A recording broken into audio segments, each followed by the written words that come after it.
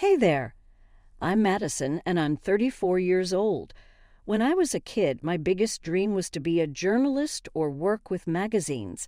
I loved writing and keeping up with trends, so it made sense for me to study journalism and media in college.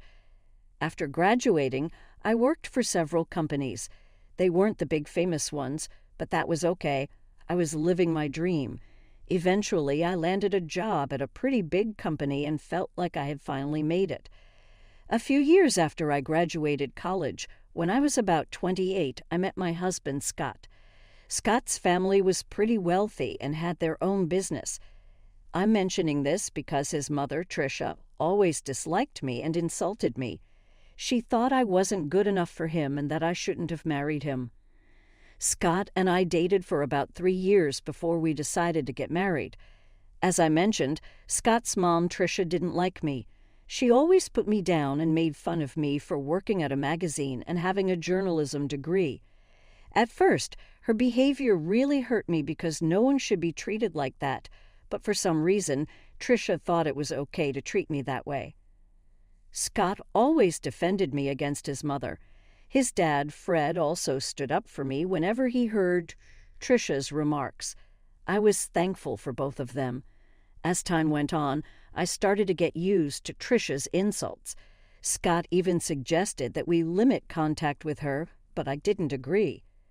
Scott worked with his dad, and if he stopped talking to his mom, it could make things awkward for Fred.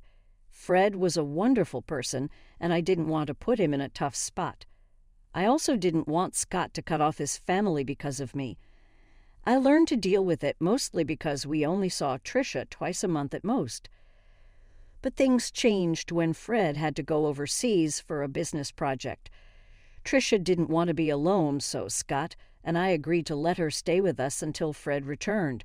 I had a bad feeling about it, but I believed that family should always come first. Living with Tricia was really tough. She constantly nitpicked and criticized everything I did, and the insults never seemed to stop. But I could handle all of that as long as she didn't actually harm me. However, everything changed during one week that turned out to be really difficult. I had a major presentation coming up at work. We were redesigning a section of our magazine, and I was responsible for making it great. This presentation was crucial because it would determine if I got a promotion, but Tricia didn't understand why it was so important. I don't think knowing would have changed her opinion of me anyway. Since Tricia was staying with us, she saw how stressed I was about it. The night before my big presentation, I was talking to Scott about how nervous I felt when she overheard us. She walked into the living room and decided to share her thoughts. "This is a big deal. All the top bosses will be watching me. I can't imagine how scary this must be for you. I'm glad you had it easier with your business, but this is such a different game. I'm so scared of messing everything up." "Don't say that. You'll do great." I wish I could believe that. I just feel so unsure of everything. What if I mess up the presentation? I couldn't help but overhear you both talking. "Mom, we're having a private conversation." "Well, Madison, I just wanted to say that you have nothing to worry about. You probably don't have the skills for this, so you'll probably do badly tomorrow." "Excuse me." "Just treat it as a chance to quit your job and be a housewife. Then maybe you'll be good enough for my son. I can't believe he married a journalist." "Mom, you're crossing a line. Leave." "You know what? I don't have time for your nonsense, Tricia. I have bigger things to worry about than your opinion of me and my relationship with your son." "How dare you talk to me like that?" "So it's fine for you to talk to me that way, but not the other way around? Scott, say something. Your wife is disrespecting your mother." "She's just standing up for herself. I don't see anything wrong with it." "She's manipulating you. Look at how easily you can turn your back on family. Madison will regret this." I was furious at Tricia for barging into Scott's and my conversation and insulting me so blatantly. Scott tried to apologize for his mother's behavior, but I stopped him. He wasn't responsible for her hurtful words. After that, we decided to call it a night and went to sleep. I was too focused on everything else to even think about Trisha's threat towards me. I figured she would just continue tormenting me, which honestly I didn't care about at that moment. Dealing with her could wait until after my presentation. The next day, I hurried into work with my laptop ready for my presentation, but when I opened it, I realized something was terribly wrong. All the files on my desktop were gone, and my laptop had been reset. I started to panic. I had emailed the presentation to myself, so I tried to calm down, but when I logged into my email, I saw that all my emails were deleted, even from the trash. My heart sank and tears filled my eyes. I felt an overwhelming fear. I had to explain everything to my boss, who was not happy. He yelled at me for a while before telling me not to bother with the presentation because he had someone else do it in case I messed up. I knew then that any chance for me to advance in the company was gone. I couldn't believe this was happening. I rushed home in tears. Scott hadn't left for work yet, and when he saw me, he took the day off to be with me. He held me as I cried, and when I calmed down a bit, he asked me what happened. "What's wrong, honey? Did the presentation not go well?" "There was no presentation. At least, not one that I gave." "Huh? What do you mean? You put so much effort into preparing for it. You hardly slept those past few days because you were working so hard." "I know, but when I got there, I opened my laptop and found out that everything had been deleted." "What? How did that happen?" "I don't know. It was really embarrassing and humiliating to have to explain it to my boss." "Wait, did you not back it up somewhere else?" "Yeah, I emailed it to myself, but even my inbox and trash were emptied." "Oh my God, I'm so sorry this happened. What did your boss say?" "He yelled at me a lot, called me unprofessional and lazy. He had someone else do the presentation." "But you still have your job, right?" "Yeah, but I'm stuck in this position. I can't move up or get promoted. I'm done here." "Don't worry, honey. You'll find a better job. I'll be here for you through it all. Just keep working here until you're ready to leave." "Yeah, I'll give my notice now. I can't believe I worked so hard for this, and just when I was close, it slipped away." I felt really down after that. I take pride in doing well on my projects, so what happened was really tough for me. It was traumatic, to say the least. I wasn't given any more important work at my job. I held off on quitting, but after another week I knew it was time. I handed in my notice and waited for my time to be up. Through it all, Tricia seemed strangely happy. She saw me crying once and made remarks about how she knew I would fail. At first I was mad at her, but then I started thinking about her behavior. Maybe she was happy because she thought I would finally become a housewife, or maybe she was happy because she had something to do with my career falling apart. I can't quite explain it, but I had this gut feeling that Tricia had something to do with my laptop troubles. I wanted to talk to Scott about it, but I needed evidence first, so I decided to set up a hidden camera in the office to catch Tricia in the act. I ordered a camera disguised as a smoke detector and installed it on the ceiling. I connected it to my phone and got ready to implement my plan. The next step was to somehow let Tricia know about my upcoming presentation. That wasn't too hard. I just paced around the office looking worried. Scott was still at work, unaware of what I was doing. Tricia noticed my anxious behavior and asked what was going on. "What's wrong? Are you stressed about another project?" "I need to tell someone. Since you asked, I've been given another chance to present my work, and it could lead to a raise." "Oh, really?" "Yeah, and I'm really nervous because this is my last chance to get things right, and I have to do it well." "Why aren't you telling Scott? Is it because you're embarrassed about your job?" "No, it's because I don't want to disappoint him again. Just keep it between us, okay?" "I'm not promising anything, but it'll be interesting to see what happens tomorrow." "Why do you always want me to fail?" "I just think you'd be better off as a housewife. It's less embarrassing than what you're doing now."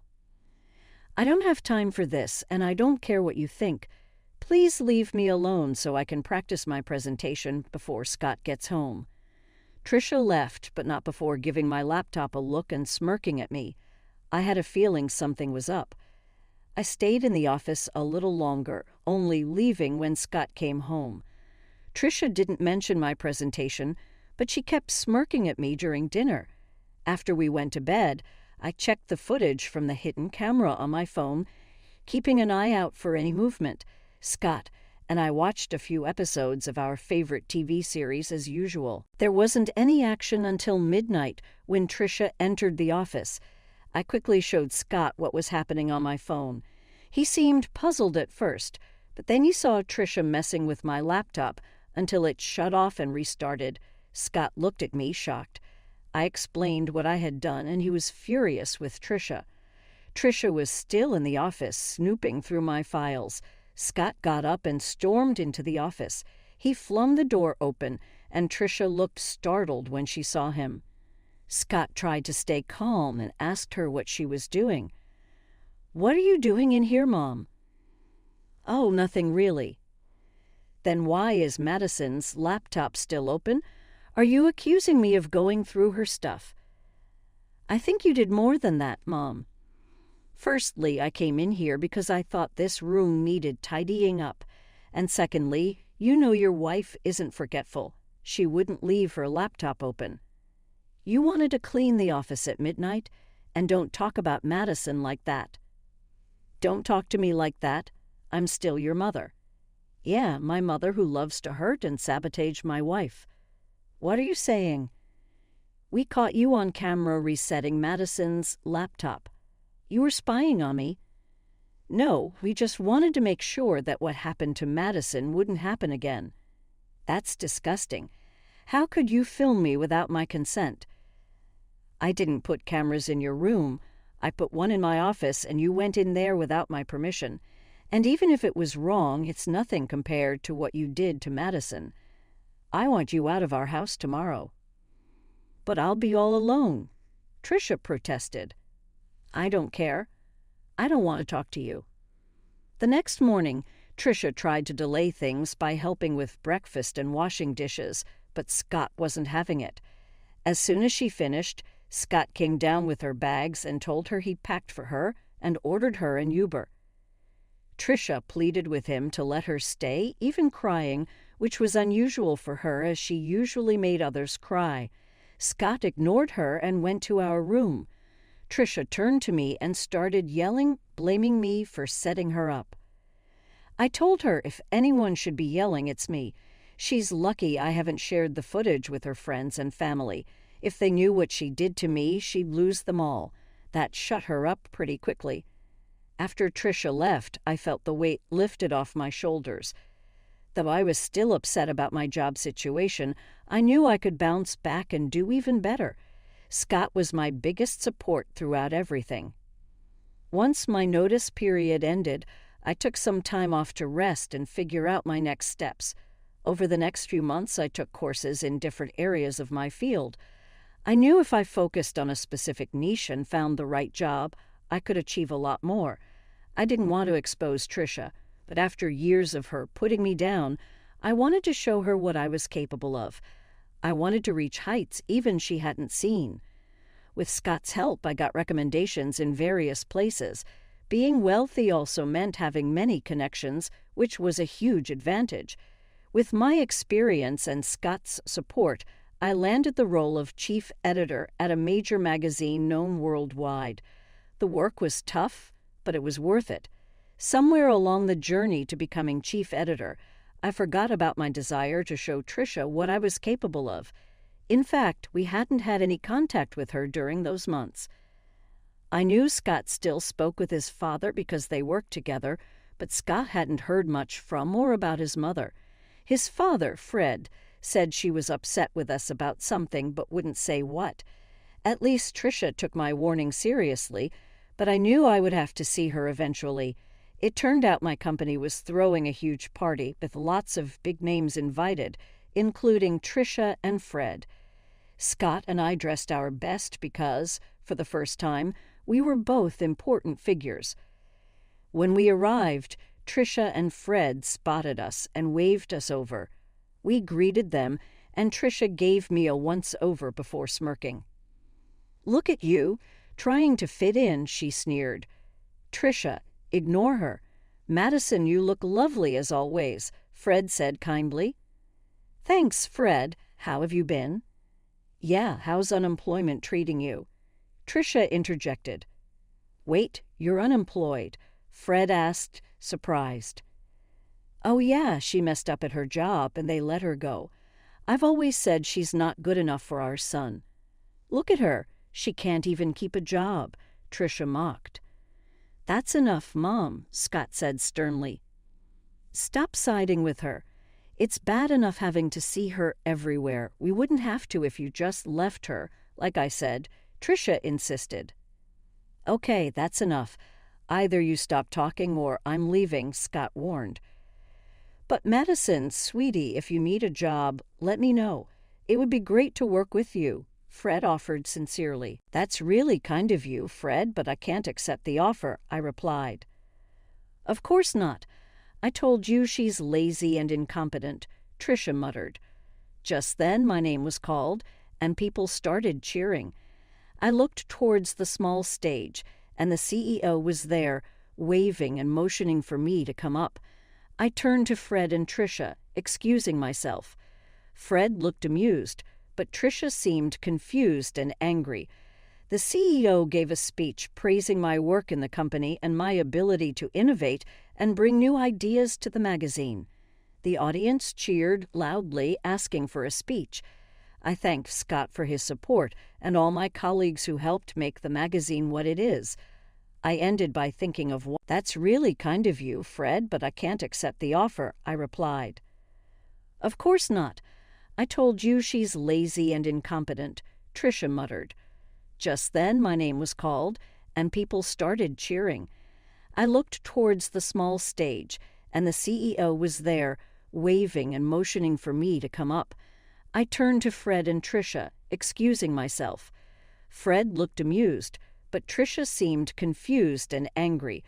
The CEO gave a speech praising my work in the company and my ability to innovate and bring new ideas to the magazine. The audience cheered loudly, asking for a speech. I thanked Scott for his support and all my colleagues who helped make the magazine what it is. I ended by thinking of one person who doubted me because their negativity pushed me to be better. As I walked off the stage, everyone stopped me to congratulate me and ask about the unnamed critic, but I kept that to myself. I made my way over to the table where Fred, Trisha, and Scott were seated. Scott hugged me tightly, congratulating me, and Fred stood up to hug me too. Trisha glared at me. "Oh, Madison, this is amazing. I can see why you wouldn't want to work with us," Fred said. "Thanks, Fred.